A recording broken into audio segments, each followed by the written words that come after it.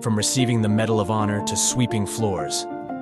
It was Italy, 1943, and Bill Crawford's squad was pinned down by machine gun fire. Without waiting for orders, Crawford leapt up and rushed the enemy, knocking out the machine gun nest single-handedly. But there were two more nests still pinning them down, further up the hill, so he did it again. And then again. Selfless and bulletproof. By the end of his charge, Crawford was the one firing on the enemy, turning their own weapons against the Nazis as they ran away. He was still covering his squad when he was captured and taken POW.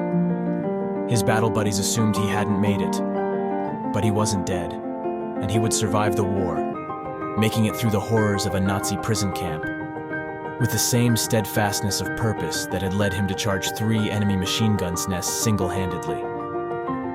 After his camp was liberated, he returned to his family, who just received a posthumous Medal of Honor recognizing Crawford's actions.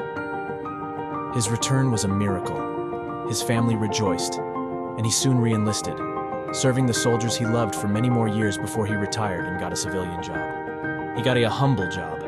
Bill Crawford became a janitor at the U.S. Air Force Academy, where the cadets knew him simply as Mr. Crawford. He never brought up his own story, never told them of his experiences, never told them it was a Medal of Honor recipient who was taking out the trash from their classrooms each day and cleaning their bathrooms.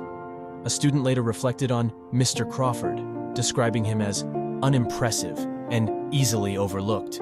But Crawford was comfortable being a servant to others. He had nothing to prove to anyone. He simply served, quietly and professionally.